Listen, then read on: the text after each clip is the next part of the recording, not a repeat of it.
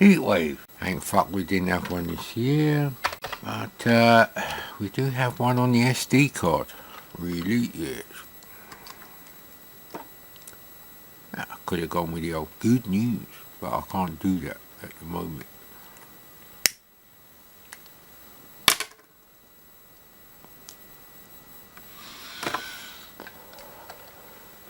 So yes,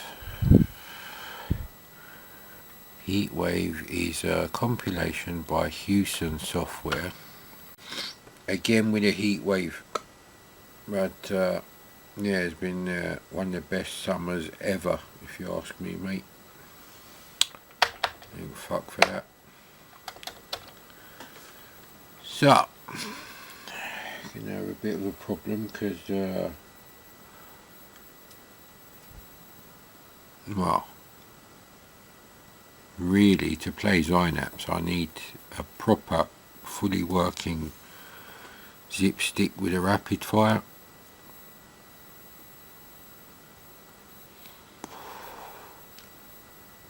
Where if you press, yeah, I'm having to be careful when I smoke. Yeah, no one told you when you get your teeth extracted, the only thing between you and a couple of open sockets, technically called dry sockets, is a fucking blood clot on the top. Although I suppose technically it's a scab, but anyway. But yeah, Synapse needs the actual zip stick method of doing rapid fire, where it does rapid fire all the time, but if you press the fire button, it will either hold the fire button down as a solid press, or it will turn it off depending which way the switch goes, as far as I remember.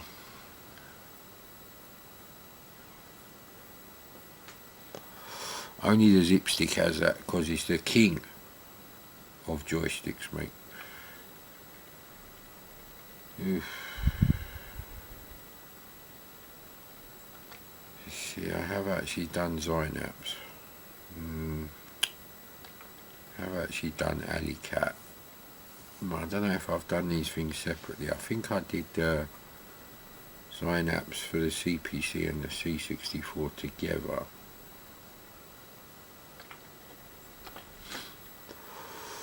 Let's do Firelord. Probably won't need rapid fire for that.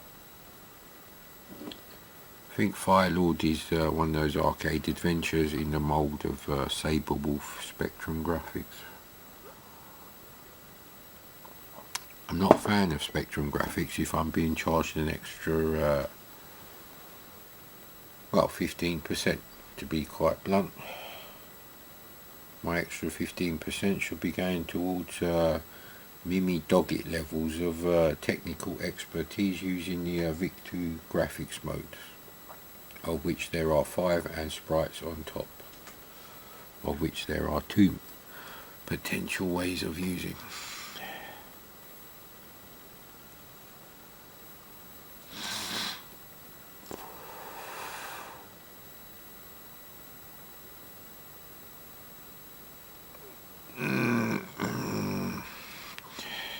It's nearly been 96 hours. It's actually been 90 hours since the teeth were extracted. It was quite nice to see yesterday's 10 mega hits as a popular premiere. I must admit, it would be nice if I could have like, yeah, anyway, I don't swear at Remember, because they do actually do a proper job of doing the crack for real C64 owners who ain't gonna fuck about writing real discs to their knackered 1541 physical disk drive. Yeah, I have played this. I think it's on another compilation I actually have on disc, and I played on the SX64. So I may actually swap some of these out. Now, one of the videos I did, I was in such a foul move, it was a useless video. All your videos are shit, mad Commodore. Yeah, fuck off, mate. and the roll-up's gone out. Like trying to run your 200 brake horsepower BMW engine at 500 RPM, mate. Doesn't like it.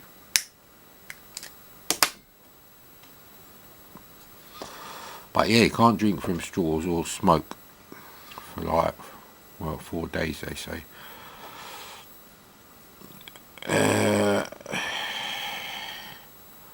But yeah, anyway, I ended up swapping out 3 out of the 4 games I'd done.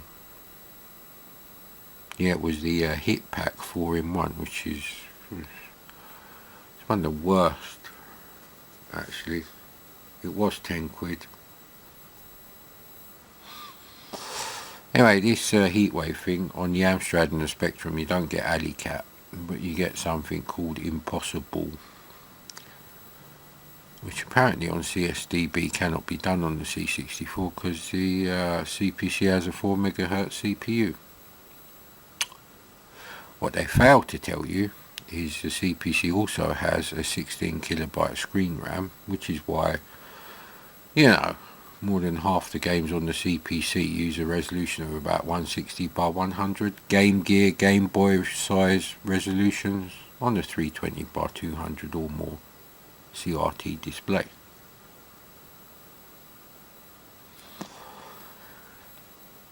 Or 640 by 200 or 160 by 200. Yeah, you get the idea. Anyway, I don't know how to play this game. We're not going to have infinite anythings. Yes, I have done this, and the video quality is coming out really bad because it's mostly black background. But I remember the music. Music is nice on this.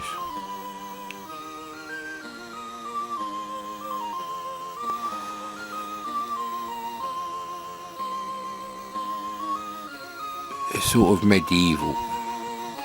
I'd like to see the AY chip coming out the shit speaker built into, well, whatever really, making noise like Ashy.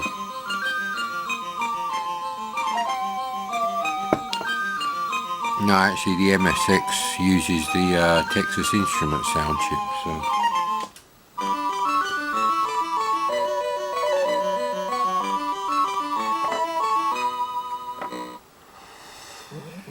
Did fancy cottage pie today. I don't think I can drive though at the moment. Alright, yes, I probably said something like, oh, why didn't he fire before then? So it is kind of like Saberwolf. I don't know if I can improve the graphics for you. Well, it would help if I press the right button. Yeah, the contrast is already pretty low. Let's see if we can.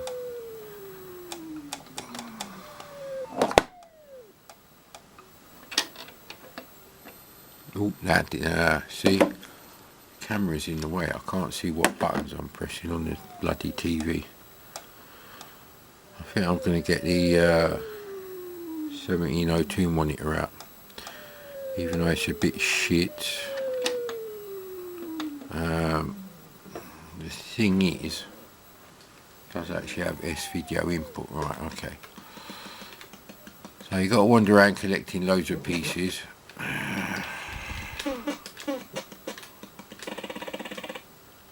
Alright, there was a tiny dot on the screen that you're not allowed to touch. So they keep constantly respawning, which is annoying. Just remember, I'm supposed to check out Frenzy by Micropower, see if it is actually a conversion of Frenzy, the arcade game, sequel to Berserk. If it is, it's the only one.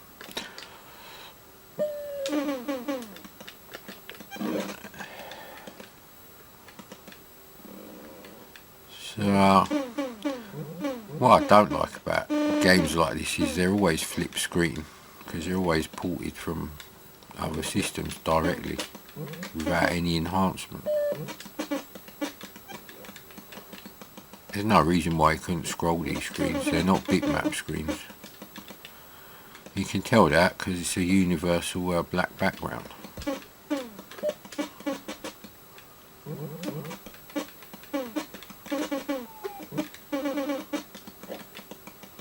Yeah. Can you shoot stuff too? Ah, right, yeah, you have to avoid the fires. So I can't go, right, that's part of the scenery. I mean, they are nice Spectrum graphics. I bet Spectrum owners were well happy with these graphics. The trees look good actually. Yeah.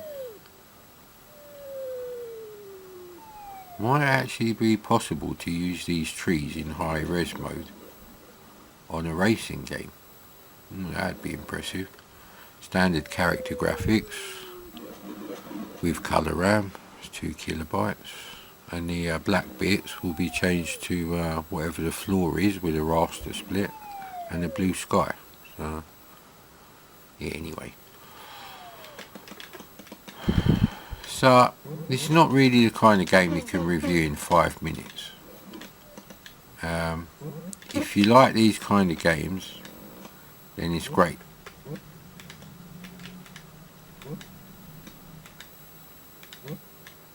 Some sort of shop.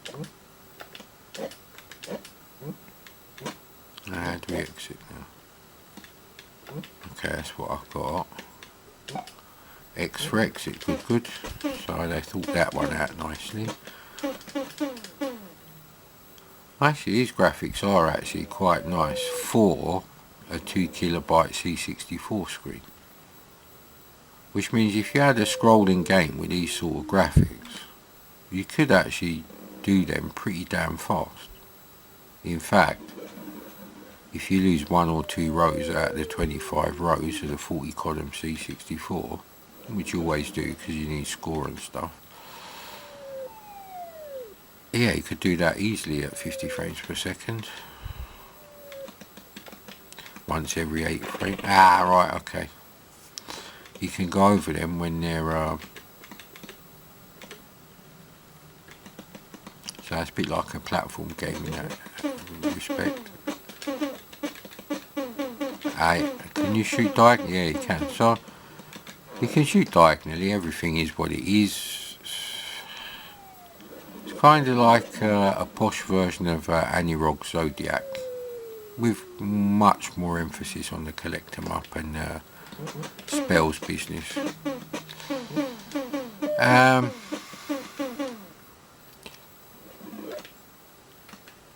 I can't really fault this one, unlike Ranorama, because it isn't doing anything more on the Spectrum version. The background is always black on the Spectrum version too.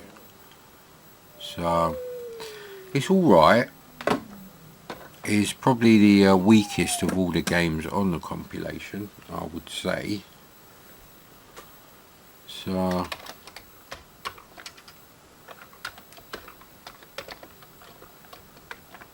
yeah, going to be a bit fucked actually, because there's not going to be that much talking going on. Oh, I didn't eat for like 2.5 days. I had some dinner yesterday.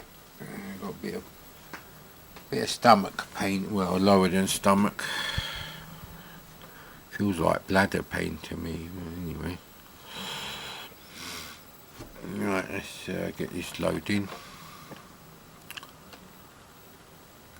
I was thinking the other day, I wish everything was done, all the rooms were done, and I had all my gear set out, and I'd found all my games, specifically Nemesis and Salamander for my PC Engine.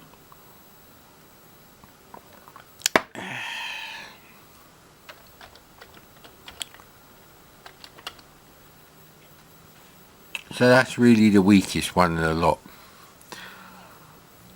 I've done Ranorama as well, actually. No, I didn't want to do that. I don't know if I'm up to the task of playing Alley Cat. Might have to find out. Nebulous I've done. It's a brutal game, so I'll have to find that as well. You know what, Zynaps, I'm not sure if I'll be able to find it. I probably will. So that really just leaves Netherworld. Netherworld looks quite good on the screenshots. Kind of reminds me a bit of level 2 on Gradius Nemesis.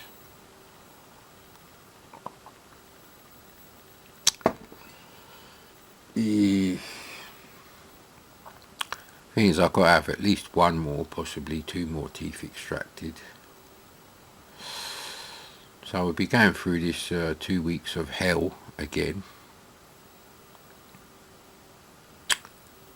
It's as bad as when I had like really bad toothache actually. You go to sleep, you wake up about 4.5 hours later because the painkillers are worn off.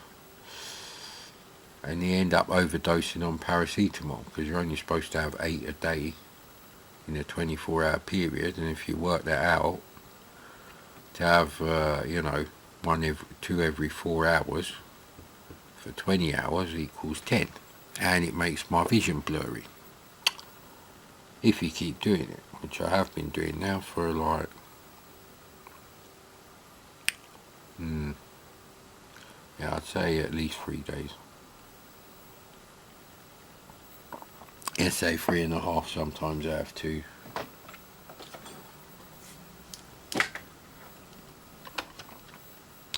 It's still decompacting.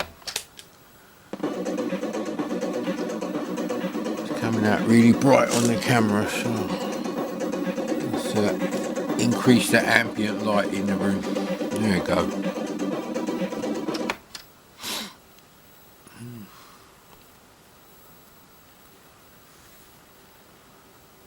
This title pick is alright.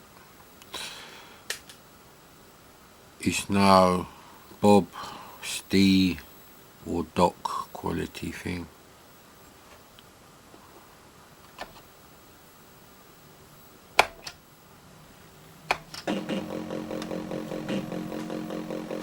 Oh, Jory Olkinen. Sounds familiar, I can't remember. Ah! He did the high score music for BMX Kids, I believe. Nice R-Type 3 quality Parallax Starfield there. It's just missing the asteroids.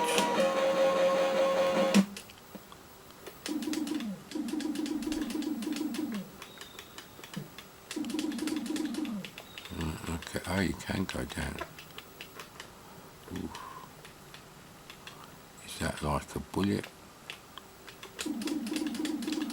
Dragon's blowing bubbles, that's a bit shit, but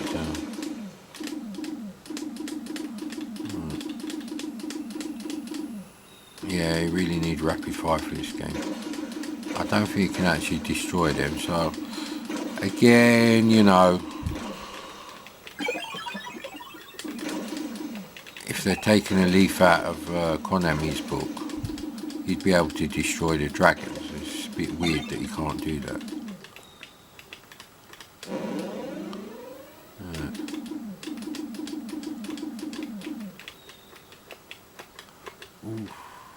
So it's energy based. Alright, we didn't really want to go there anyway. Ooh. So graphics are nice, plenty of colour out being used. Right, okay, so you start out there. I'm guessing you have to collect all these diamonds, really. What happened there then? I didn't touch any. Oh, time out, right, okay. So it's definitely a collect 'em up. Right, that's right, okay. Four-way fire like Vanguard. Alright, okay, I don't know how we get in there. I presume that's my energy there.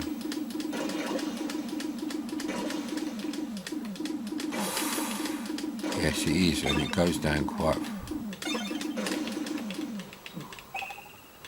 So, oh.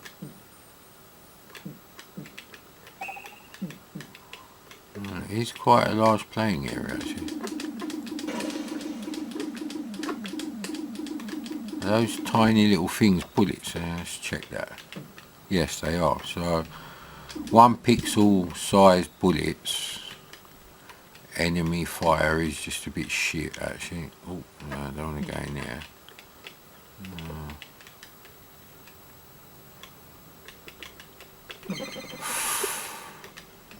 There's another one in there. Extra time, I guess. Well, not extra energy though. Yeah, those bullets are a bit bad. So again, we've got Westerners trying to design shoot 'em ups.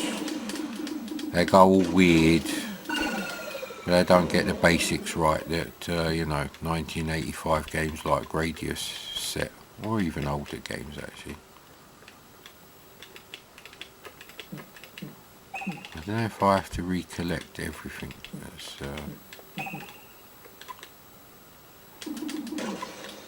what happened here? Oh, a timeout. So it's a highly polished but flawed game design actually. That's really the problem. Common thing actually.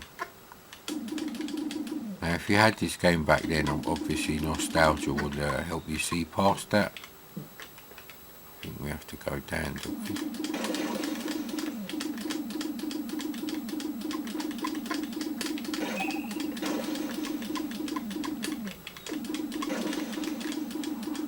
One over here somewhere. Well, yeah, there is, yeah.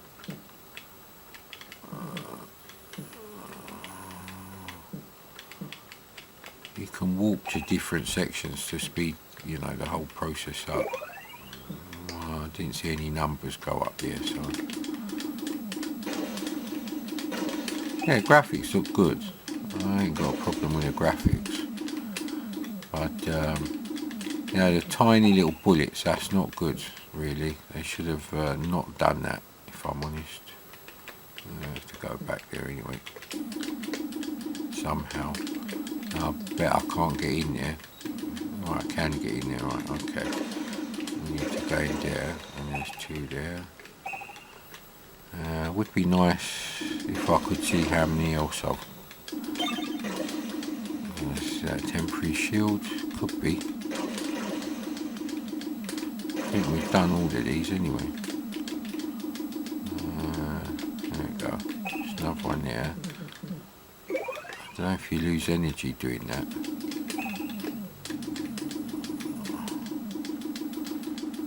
Yeah, the level doesn't wrap round, but it's quite large actually. Just goes to show you could have had a nice Nemesis with a Starfield Parallax for level 2 with this game engine, but they made this rubbish, so maybe it's not meant to be a shoot 'em up, I don't know. We could probably do with the time.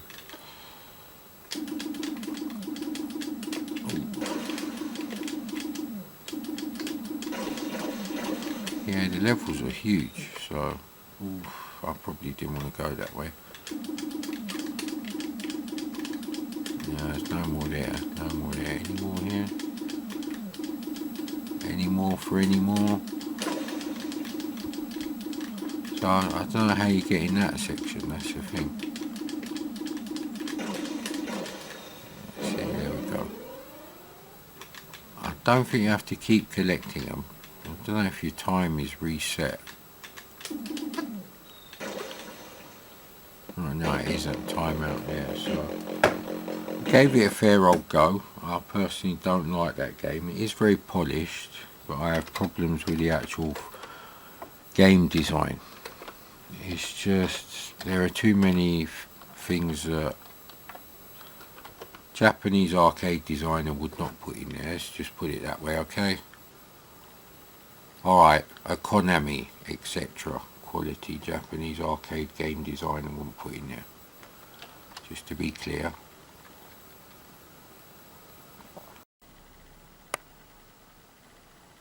Alley Cat by Hewson. Programmed by Andrew Braybrook. I think he did it after Uridium, I'm pretty sure. I remember this game being a brutal game. So we're going to have no trainer options on it. Just so I can remember how brutal this game is. And it will be even worse now, because my visual acuity stroke efficiency of my visual cortex. Nowhere near what it was when this game came out. I was like mid-teens, I reckon, when this came out. Roughly, maybe even older than that, I'm not sure.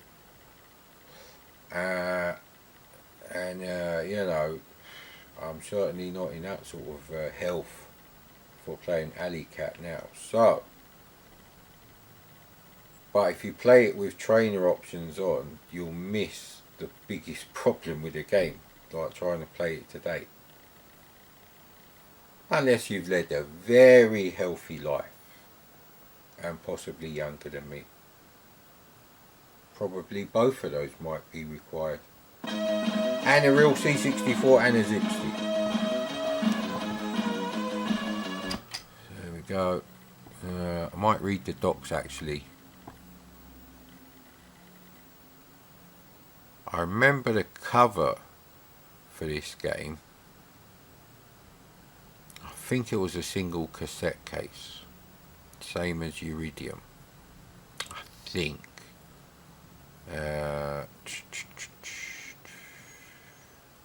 Yeah, I never had Paradroid.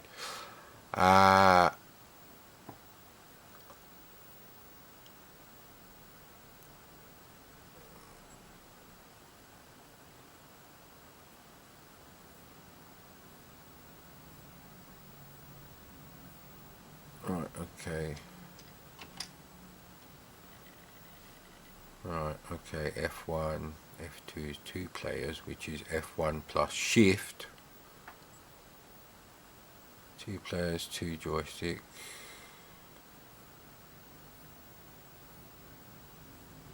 So F1 and whatever joystick is plugged into whatever port will just work. So it's doing double the amount of peaks and pokes there to read, you know, the input from 2 joystick ports. Oh yeah, there's a monochrome and a colour mode. Alright, F5, F6, alright. This displays a symbol for each player selected, a symbol for each joystick, a strobo square, what? A music volume bar. Next. Press fire to open racing season. You'll be presented with a list of races separated into months. Scroll the list up or down. You know what? This is ruining my memories.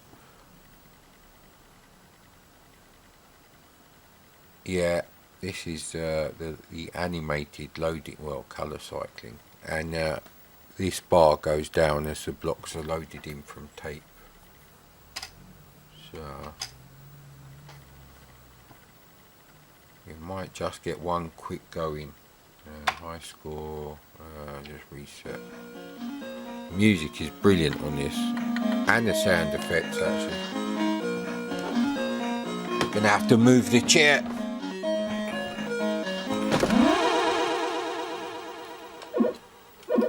I wanted to do monochrome mode. Oh crap. Shall I exit this bit? Alright, we'll have to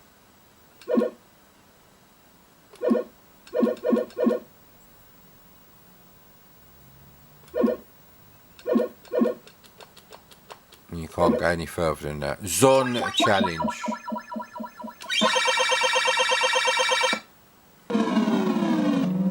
Wow, the graphics are brilliant. Very weird though. I thought I could fly through them things.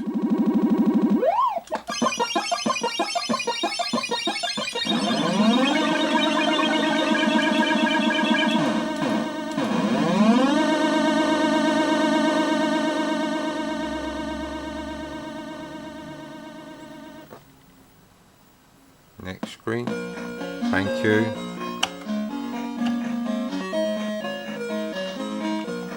Let's go with monochrome screen. Quick little monitor. Right, we do the first one.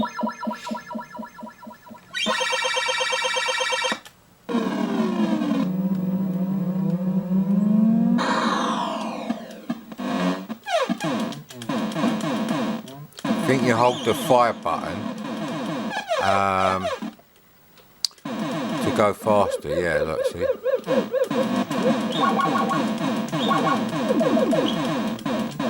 I think you're supposed to be connecting the energy as well.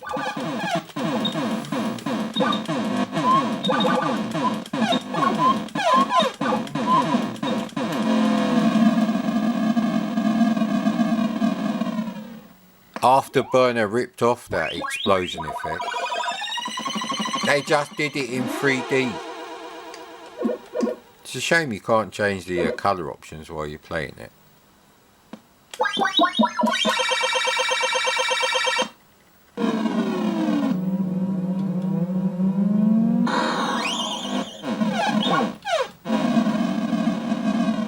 I do like the explosion effect actually, it's really good. It's exactly the same. It's exactly the same as, oh bloody hell, I don't want to fucking play anymore.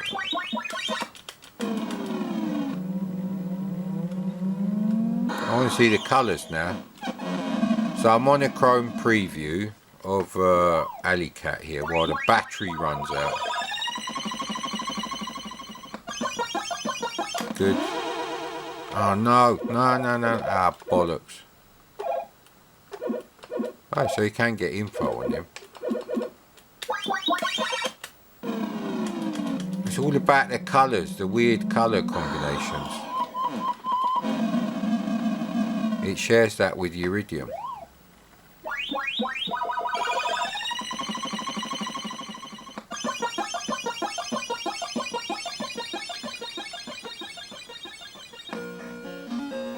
Right, we're on colour. Thank you.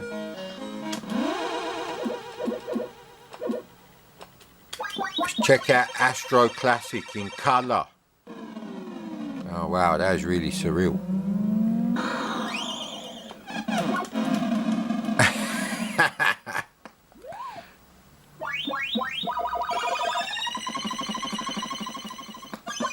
The difficulty is familiar. Let's put it that way.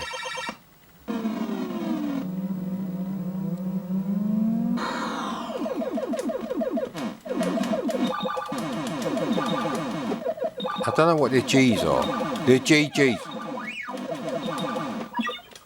They don't seem to be doing anything, so... Ooh. So the shadow effect is nice.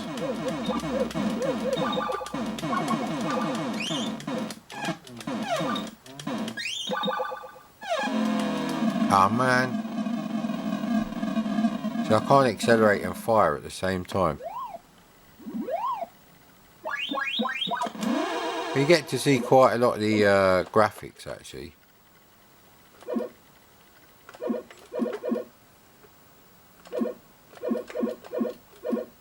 So I've got 5 Gs and 600 Gs to enter. That's a bit weird.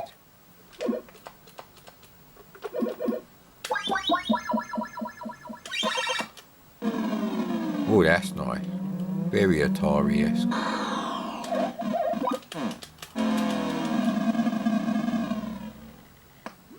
I don't actually have an original copy of the game to read the instructions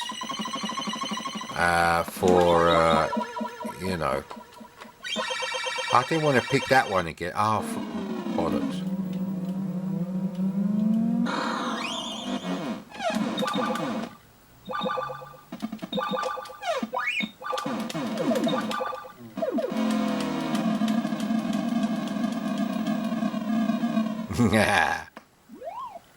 Now obviously I wouldn't have been as bad as this back then, but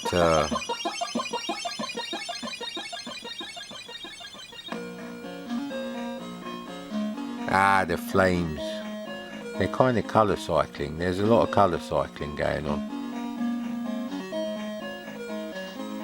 I quite like them. The old graph gold bit there. I mean, technically some of these are Atari ST quality.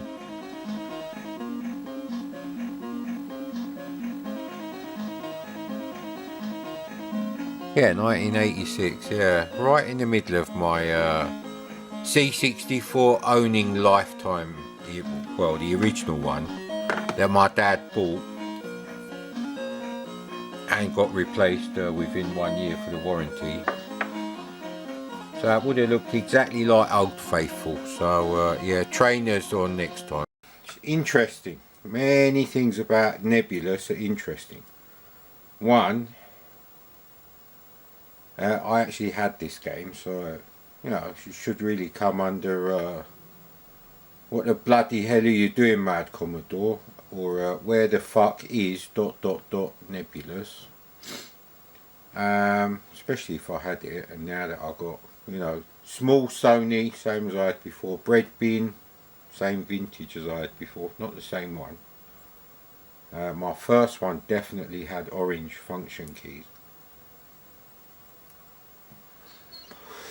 My mate's C64 had the, you know, I don't know what you'd call it, charcoal. Anyway, and when I had to have mine replaced, I think might have got that. I prefer the orange function keys.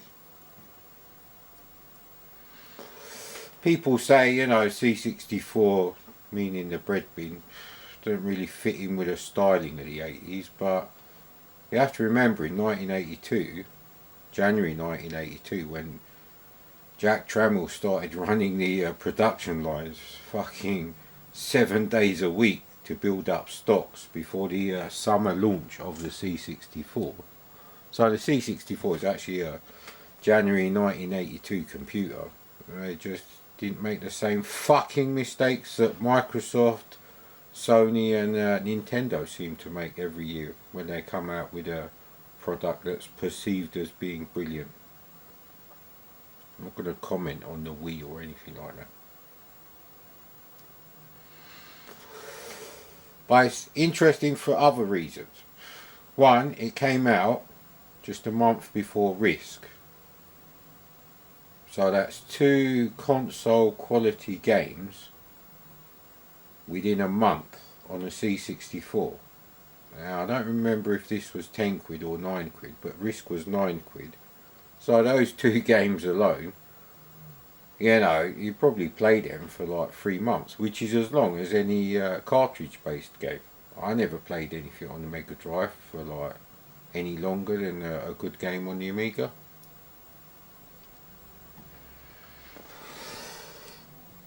Mind you, I did finish Golden Axe and I gave up on Shadow of the Beast. That's not the point. The point is eventually you get fed up looking at the same pixels on the screen. That's what it was like back then. It's like, give me more.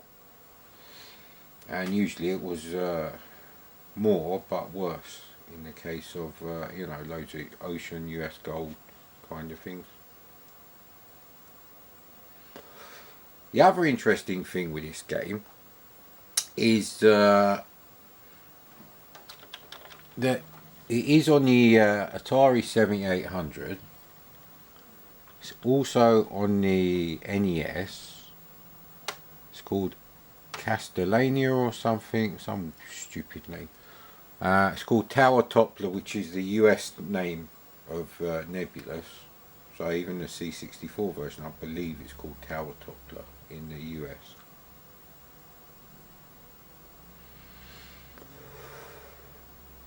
That's all I wanted to make sure. Right, there we go.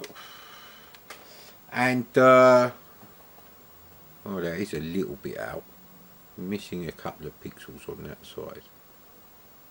There we go. That's like pretty close. And on the NES, interestingly, the bonus levels are some shit platform game. And I don't mean it's a perfect copy of Super Mario. No, it's on the C64. I can't remember what other computers, obviously on the Amiga as well. I can't remember if the ST had the, you know, parallax scrolling underwater bonus level between towers. But that has been replaced by some rubbish, really rubbish. It looks like something I could have written on fucking STOS, you know, the games programming language on the ST. Yeah, graphically, obviously not the scrolling, but I did give it a try with Salamander dual layer parallax. Sadly, my coding was not quite up to the standard of Xenon 2's Atari ST coding, which is brilliant because it is parallax. and also the fact that Xenon 2 is vertical, which is quite simple to scroll compared to horizontally. There's not enough CPU power to overcome the bad design decisions of the Atari ST screen memory location register setup.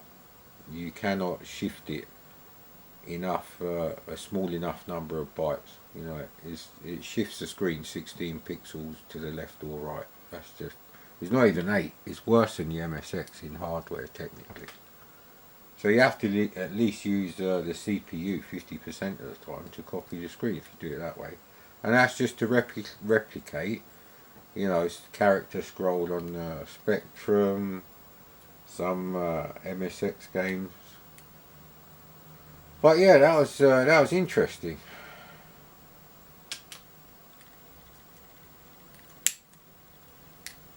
So like I said, I had this game. Yeah, no, I'm not having any of the trainers. I'm going with level 1. Yeah, we'll have that, because I might want to see different graphics.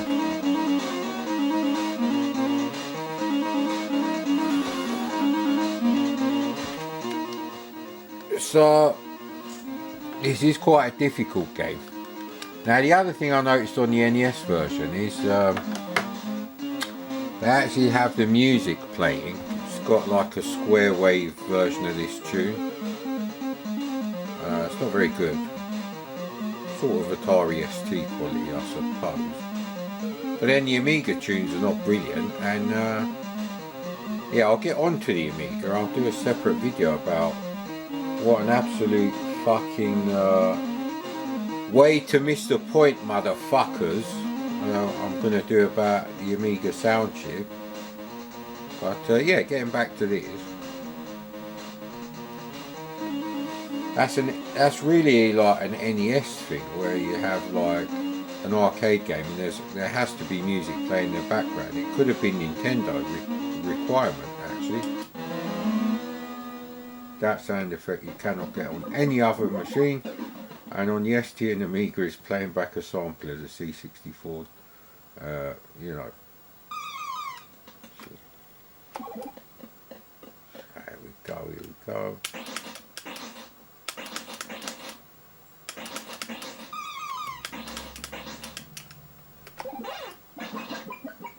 See, I watched a video on this, and they were shooting, and they got one hit, and that thing was destroyed. Or was it the balls? It might have been the balls actually. So that's a good way to do that, because it gives you a bit more time.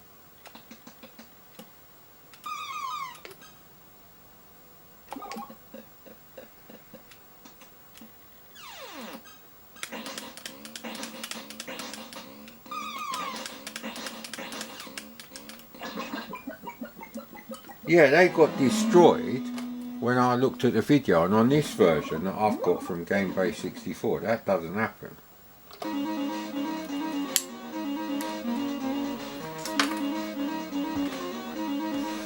So even if I have done the video, that is a problem.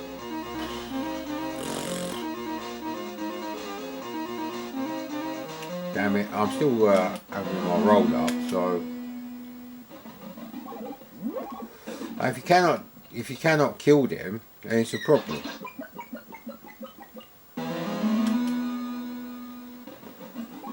It's even more of a problem if you're not paying fucking attention. This is one of those games where you really do need to concentrate what the fuck you're doing.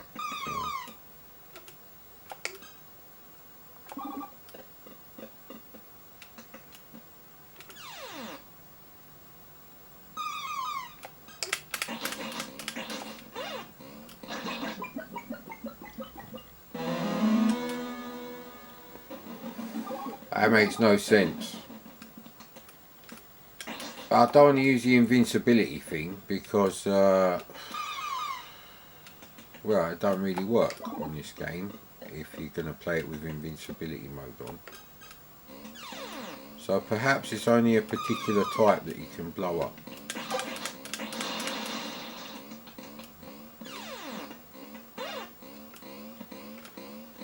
So as long as you land on a platform, you don't technically lose a life, you lose time. Oh yeah, that's the problem with that one. So okay, there's certain things you cannot shoot. MC. Alright. ZZZ. Here we go.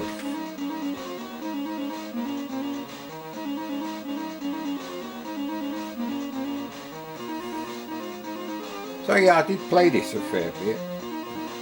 Because like I said, it is technically an 8-bit console quality game.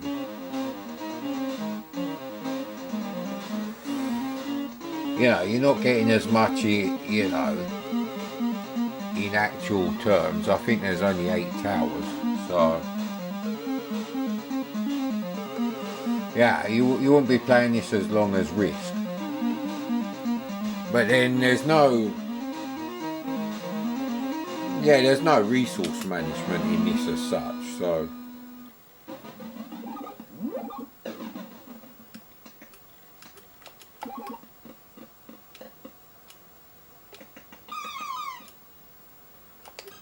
I'm not really going for the bonus time as such. I'm waiting for the thing to come again. No, bollocks. So you can stop that one.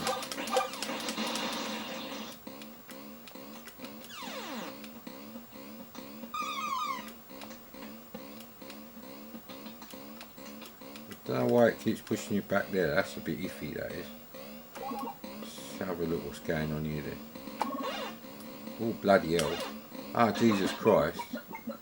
Maybe you can only drop down twice. Third time's not a charm in this game. It's loss of life. Third time's loss of life. So perhaps when we have our third COVID jabs, we're all going to be dead because they fucked something up in the laboratory.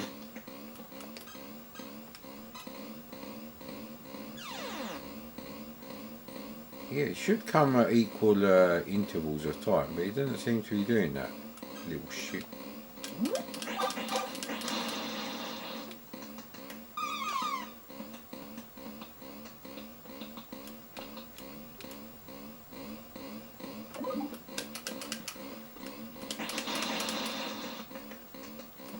So you really just have to know the route, and you learn that obviously.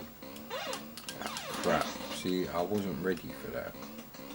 Right, here we are going the right way. So luckily the things disappear.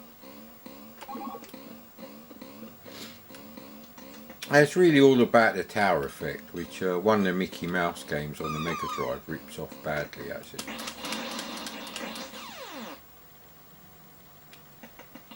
Yeah, there does seem to be certain points where you've got to time that just right, you see.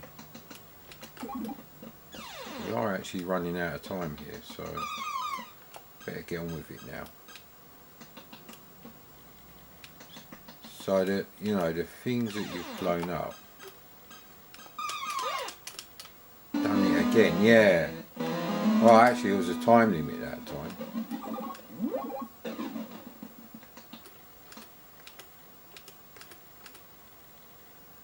Now the actual game engine is coded really well, and that's one of the most important things on when you're going swimming. Now, when you're trying to play these kind of games. Now it doesn't remember what you put in, so that's such a shit score. I don't want my name in there. That's my mate.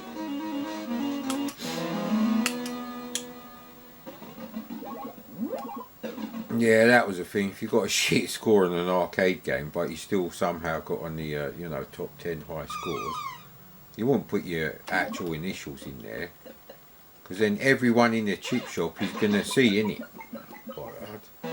You need to get a feel for the timing actually, and yeah, this probably not a good breakfast game, as I like to call them.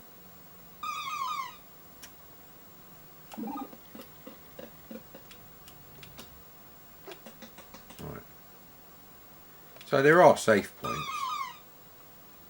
And it's almost like you're triggering that thing, actually. Kind of wait here.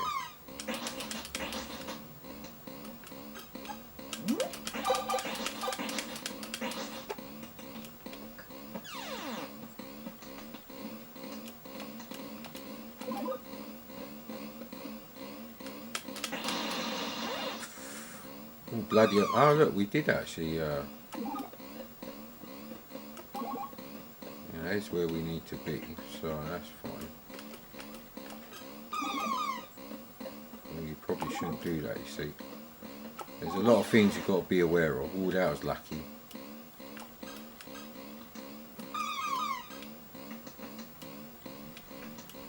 So luckily the things that you destroy don't respawn, so there's none of that bullshit going on. Yeah, you really need, you know, no distractions when you're doing this bit, so...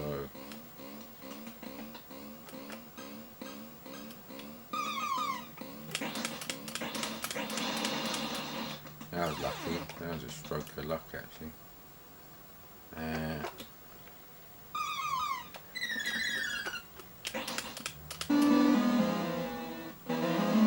Damn it. The time limit is actually quite tight. So our kids mode would probably be no time limit, you know, just working out what the hell you're doing. I don't know if Nintendo did that. You know, at least Atari used to do that. Sometimes in the earlier games there was like a kids game option, so...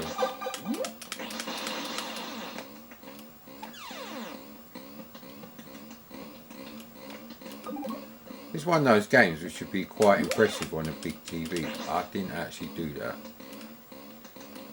Oh, crap, alright. Okay. Okay, so yeah, that makes sense. So...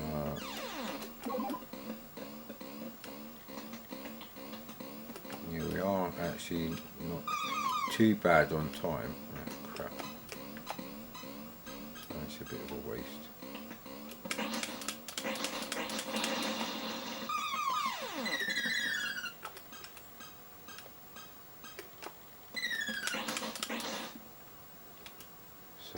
Where am I supposed to... Hey! Ah, you asshole. See, I'm trying to keep an eye on the time and work out what I can and can't do. So that's one thing I don't like, the disappearing platform. So if you pay extra, you know, like Manic Miner, it should be obvious which platforms are going to dissolve underneath you. So... Right, you don't have to move on that. Yeah, crap, so you can time it.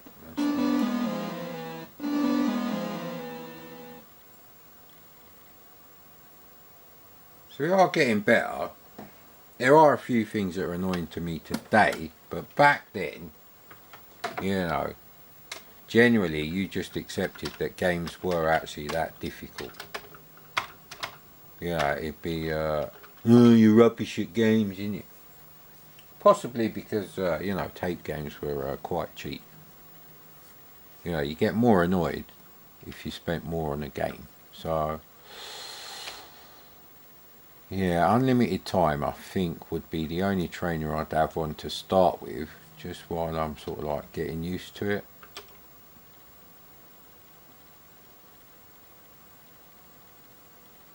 You can time it on the video, whether I'm in time or not, if you really want to.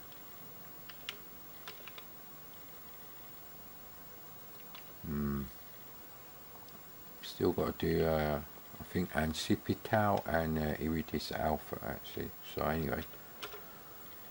So yeah, these are all the Hewson games I had. Cybernoid 2, one of those is on the NES. Nebulous is on the NES. Iridium is on the NES.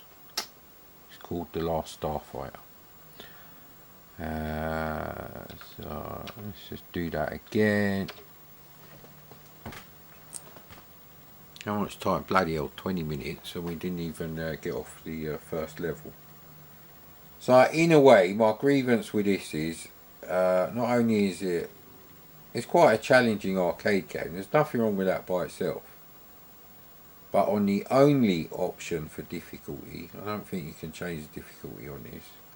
Like a minor 2049er, the time limit is too tight for a game that tricky. So, you know, that harks back to the early days of computer games or video games where they're just damn hard.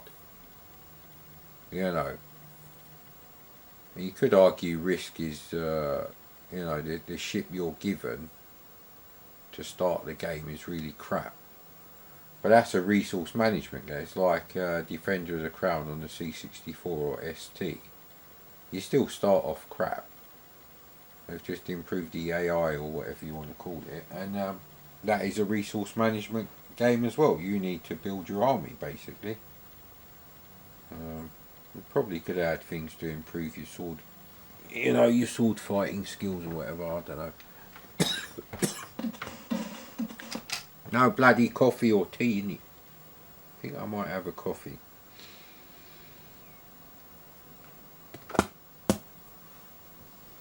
So, yeah, I don't like that about that game now. But I think back then, I would have spent more than 20 minutes before I decided, nah, the time limit is a cunt. Because I was old enough to say cunt by then. Not in front of my parents, obviously. Weren't allowed to say things like that under the, you know, the roof of our home.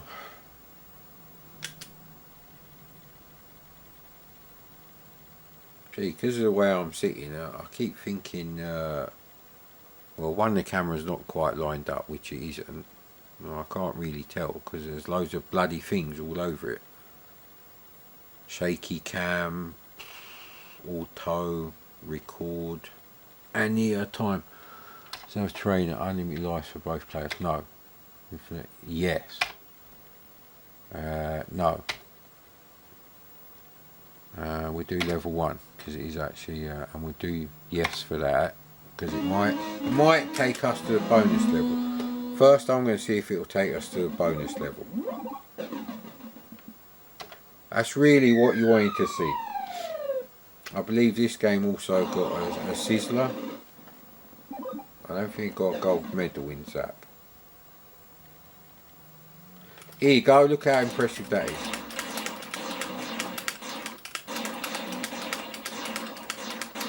I think you have to kill the shrimp. You're not allowed to eat live shrimp, it's very bad for you.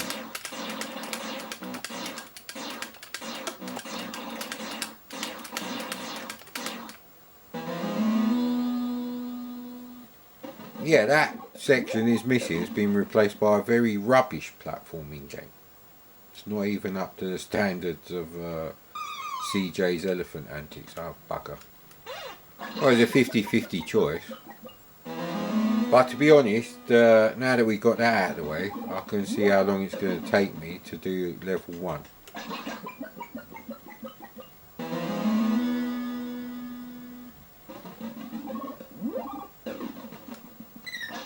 Now, I wouldn't have watched the YouTube video. Yeah, see, I don't like that. That's like, every time you get to a new level, let's say takes you ages to get to level 2, which it probably didn't for me back then.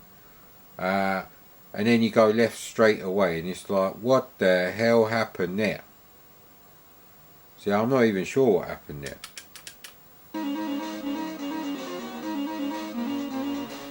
So, you know, I don't think you can tell the difference on the NES version or the Atari 7800 version, which I think they both would have cost the same.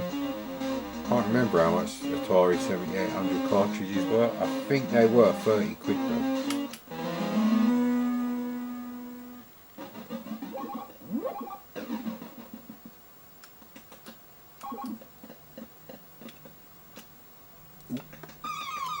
Right, yeah, we should be okay with this now, so that was a bit risky. See, I'm rushing it now, and I don't have to rush.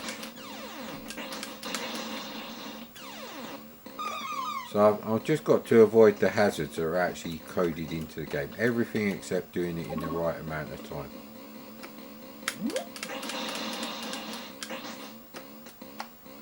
How did he jump? See, when I came on there, he actually jumped. That's because I'm going to have to find out how you jump to do level 2. Because it appears whatever way you go, you're shafted really. Alright, let's get down to business here. See, that thing's going to come now and we're going to be shafted. So we're safe here. Now the trouble with this is you can't actually see what's up there. Oh, maybe, oh bollocks. What am I doing? I'm going the wrong way. Right, you've got to go down here, innit?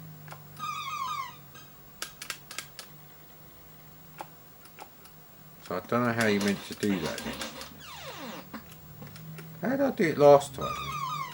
Well, that's not a thing. It's good the way it bounces around the platforms here. See, I'm not sure how he does that jump. Maybe he only jumps off the elevator.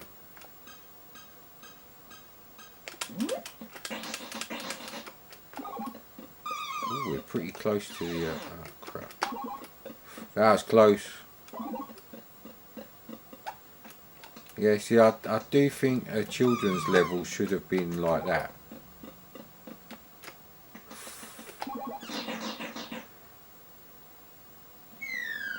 So that's just a game design thing. I think today if you did this game, because millennials can't play 8-bit games like this, anyway, most of them.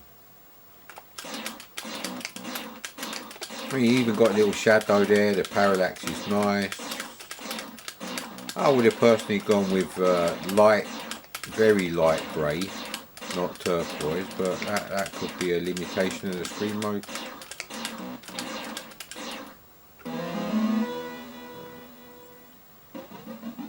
Right, see here, if you go left or right, okay, that's no good. But we went the other way and that didn't work either, did it? Something weird going on here. Yeah, you can't shoot that thing anyway. So I got no idea how I would do level 2.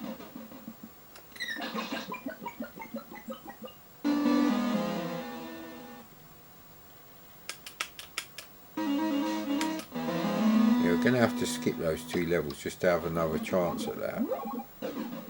So on top of the fact that you don't actually know that those, you know, those floor tiles are going to dissolve, don't actually know what you're going to do anyway. Oh, you have to do this bit, right, okay. There is a shoot 'em up like this, I can't remember what it's called, it's by Trinitron. I think it's them.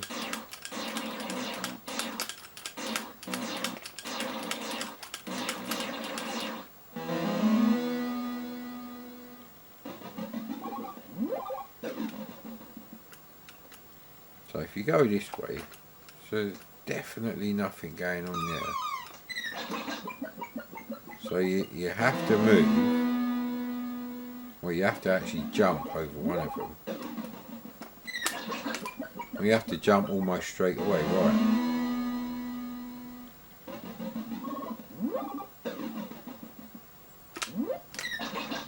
Well, that one disappears as well. I don't understand what you're supposed to do. So that's the end of that review then. But that is actually a good game. There's something funny going on with that bit. And actually none of the trainer options would help with that, so we can't actually do any more with that. Ah well. It's that time again.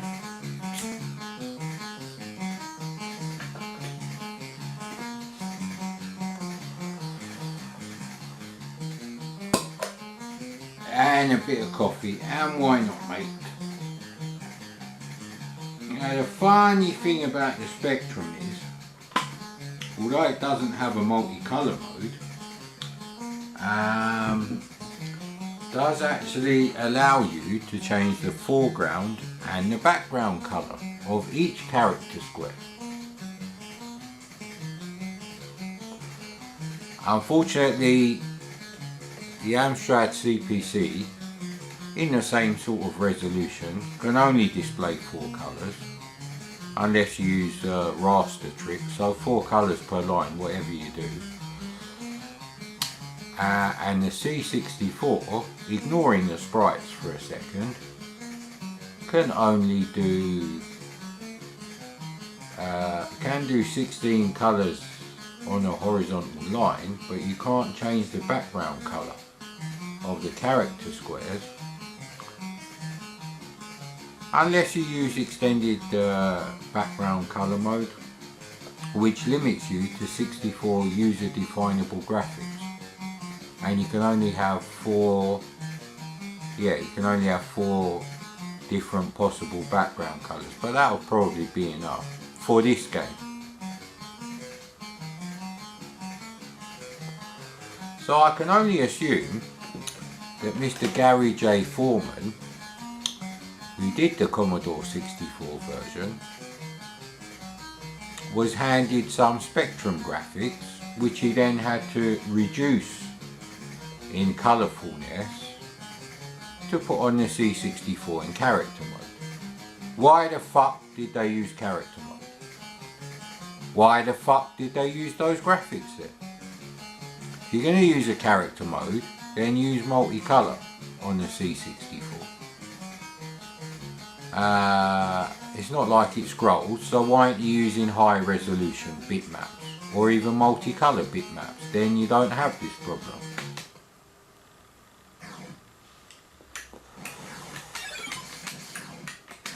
So every single tile has got a blue like stencil. The background is always blue.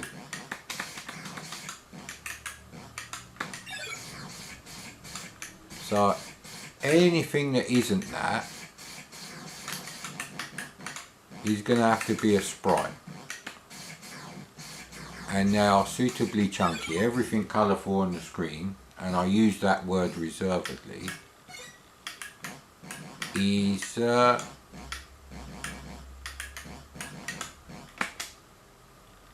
so that's a map. Some energy would be nice, mate. No, that's not giving me any energy.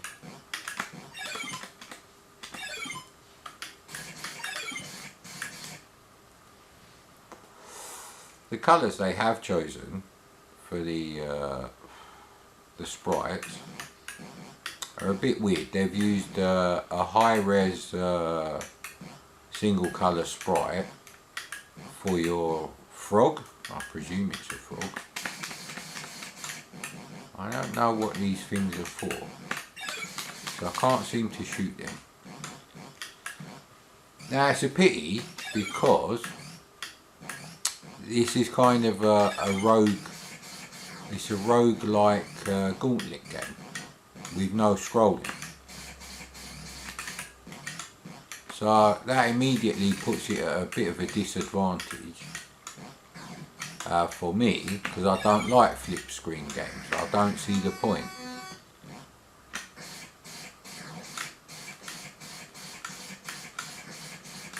We lost a bit of energy there. Let's go this way this time. So that must be some sort of smart weapon.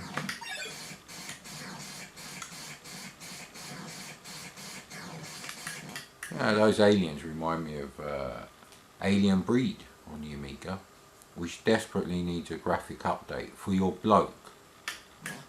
The viewpoint they've shown in that is so unrealistic, it's stupid. See, I can't move because he's not actually moving in characters like the Spectrum. So again, they've taken the more sophisticated features, and I'm not going to argue with that. Sprites are more sophisticated than not having sprites, whatever you do.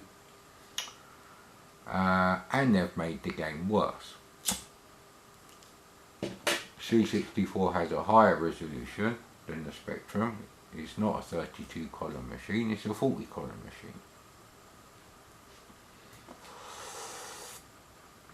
So, you know, what can you really say about this game? they've taken the Spectrum game, which is actually quite nice for the Spectrum.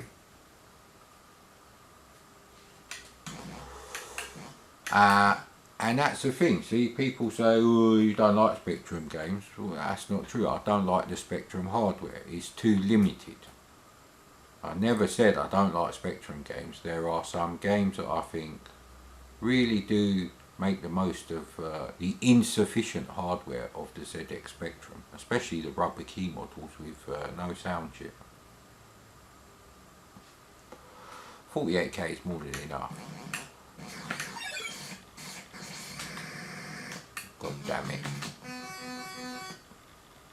But they've absolutely shit all over Commodore owners with this version.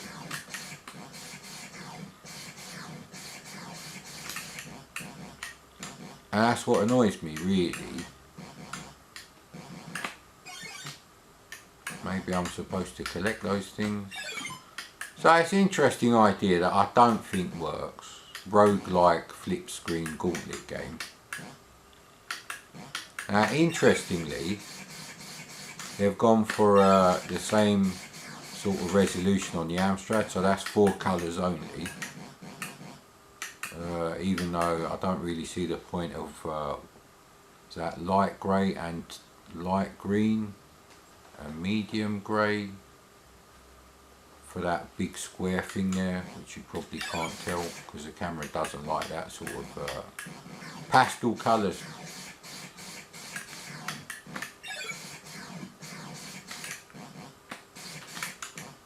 What is that there? The movement is fucked because you don't move exactly a character square at a time like you would on the Spectrum. So like I said, they've ruined the fucking features. They've made shit use of what features they were, and they haven't even made the best of doing things like extended background colour mode. There's no fucking score or anything on that screen. I guarantee you could get all those background floor tiles and all that shit in fucking extended background colour mode. It's fucking terrible. And why isn't the screen light blue and where it's black, dark blue, and the other bit white? It just fucking looks shit.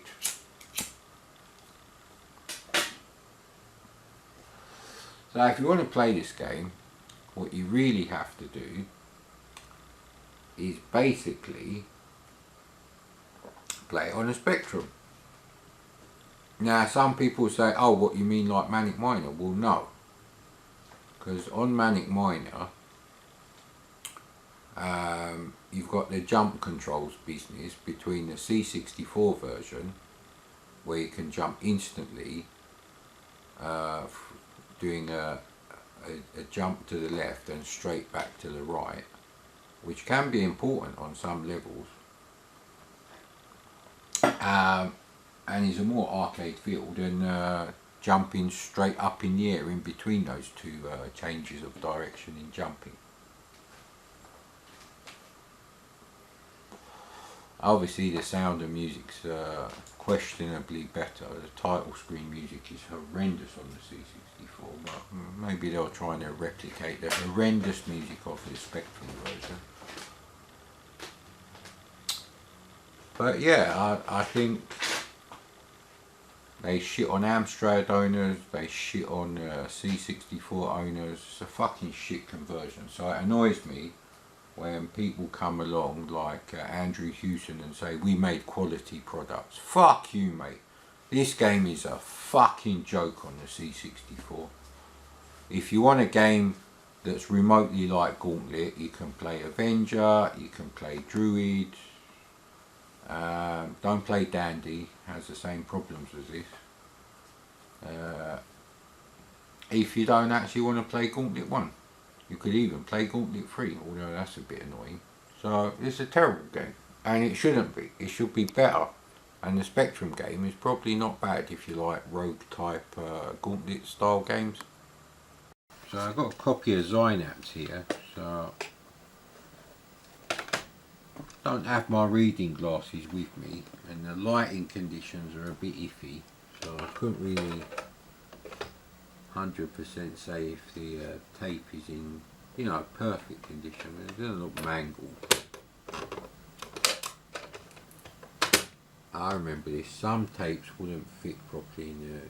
Stupid thing. Doesn't look like a lot of tape on there, so maybe it's a very fast turbo loader.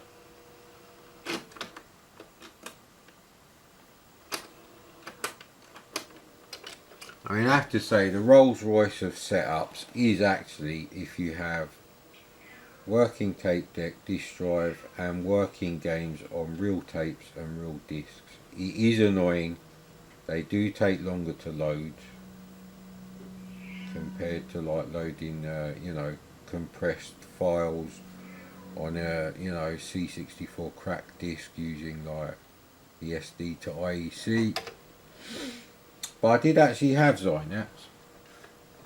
Zynaps is a game I did buy full price for my C64 when it was new. Now if my eyes weren't fucked, I could probably, well, 30 years ago I definitely would have been able to read those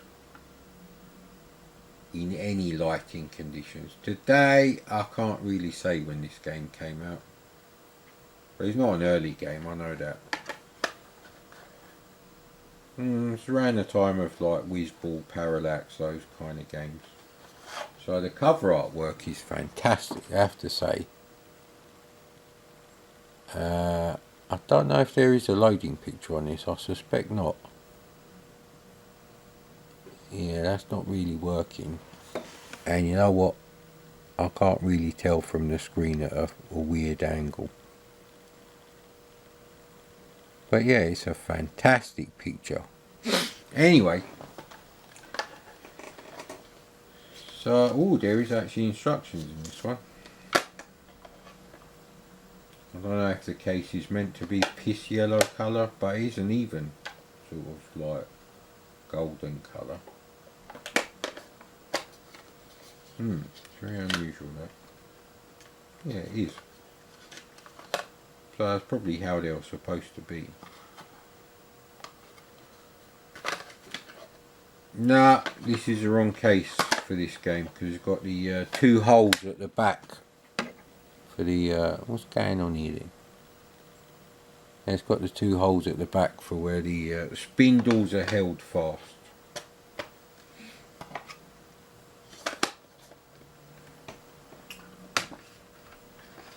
I still remember the music for Zynaps, so I don't actually have a visual memory of sitting down and playing it. So I'm guessing this would have been on my Trinitron, so there's that. Because I don't remember having that shitty TV with the Atari ST. So I must have got that Trinitron in 85, maybe earlier in 86. I know something went wrong with that TV and it just wouldn't come on anymore, and it's one of those things where, you know, someone gives you an estimate but basically says for a TV this cheap it's not really worth repairing it because something else might go wrong on it. There's nothing wrong with the tube though, it's such a shame. It's an electronic fault. If I was a TV engineer at that time I probably could have fixed it with access to some used parts possibly. But yeah, so see, I remember playing Star Ray on my Atari ST on that Sony Trinitron, because I remember pressing the key to set it to 60 Hz mode and the screen picture would stretch on the Trinitron, so I remember that.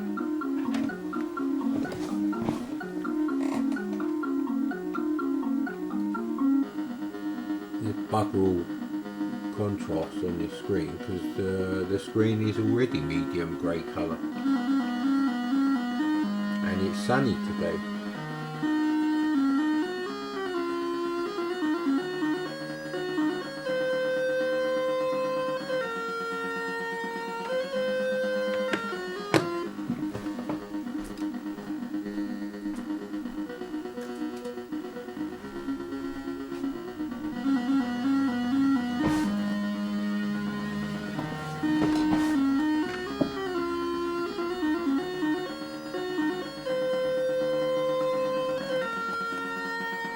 That's actually looking quite nice on the camera.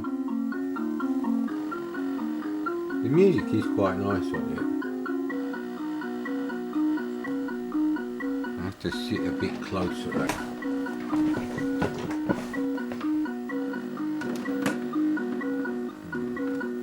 Yeah, it's just too damn sunny today.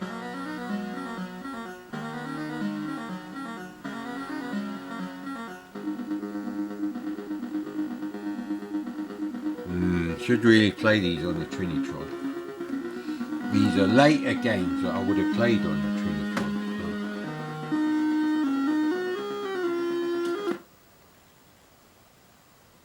So. I remember the domes and the little bubbles there.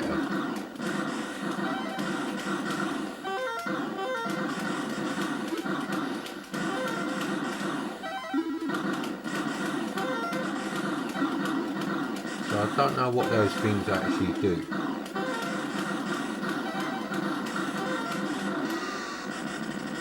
Graphics are actually really nice.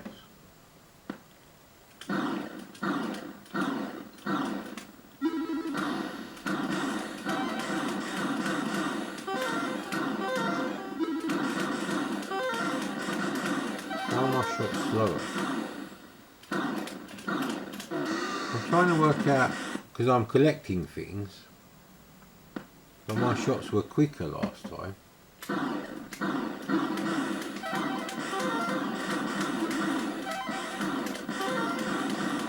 No, they're definitely faster.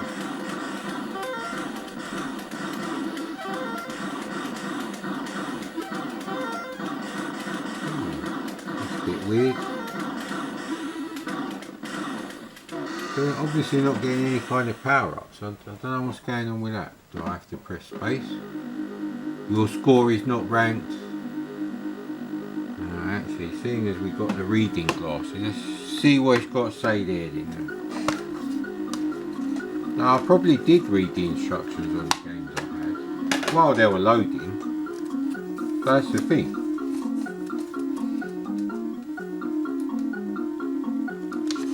Oh, this interesting technical data for the Commodore 64. 50 frames per second, high resolution scrolling, 3-dimensional parallax star field, multiplex sprite processor. 25 frames per second, high resolution, multicolored scrolling graphics.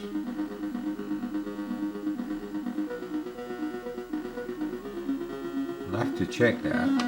Is it a character scroll on the spectrum? Myriads of sprites. Amstrad, 17 frames per second, high resolution multicolored scrolling graphics, 3-dimensional parallax, Starfield, myriads of sprites, rainbow color processor, whatever that means.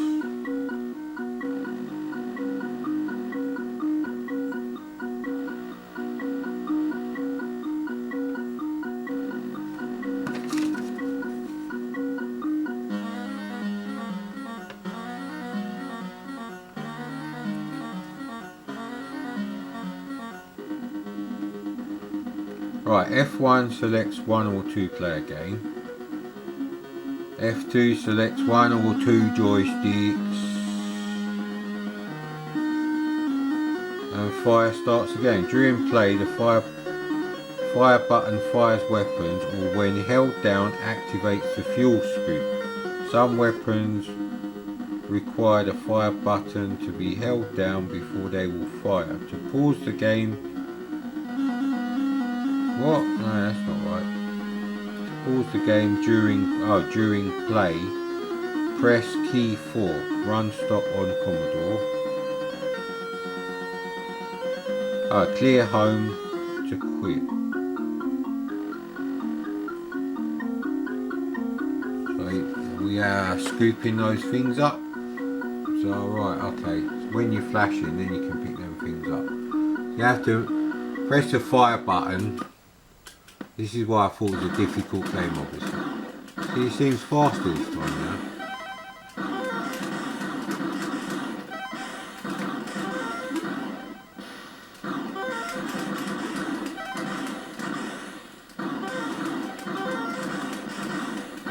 I can't see anything actually being highlighted. Oh right, okay. You have to hold. So while you're collecting the power-ups, you cannot even press fire. Who thought that was a fucking good idea? This is what I mean with British software companies, you know?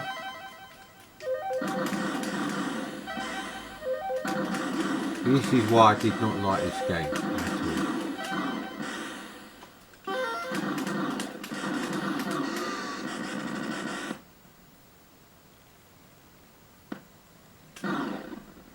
So things seem to be filling up here.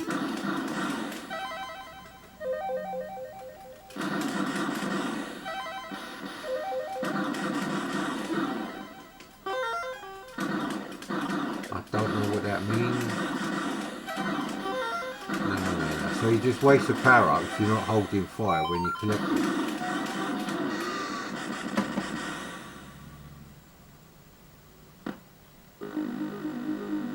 So that's the problem with this game.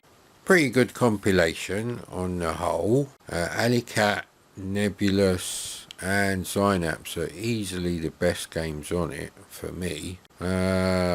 Netherworld seems a bit annoying. It's not really a shoot 'em up, it's not really a collect 'em up, not really an arcade adventure. It's a bit of a mishmash. Ranorama is a flick screen gauntlet game with fucked up controls because you can't align with the tiles. And this is a problem the ZX Spectrum version doesn't have, and the Spectrum version is also more colourful. Firelord is okay if you like Saber Wolf. If you don't, then you won't like it. So you get 4 rock hard proper C64 games, 2 Spectrum port jobs, and one of those Spectrum port jobs is even less playable than the Spectrum version. It's not bad compilation, it's not the best though.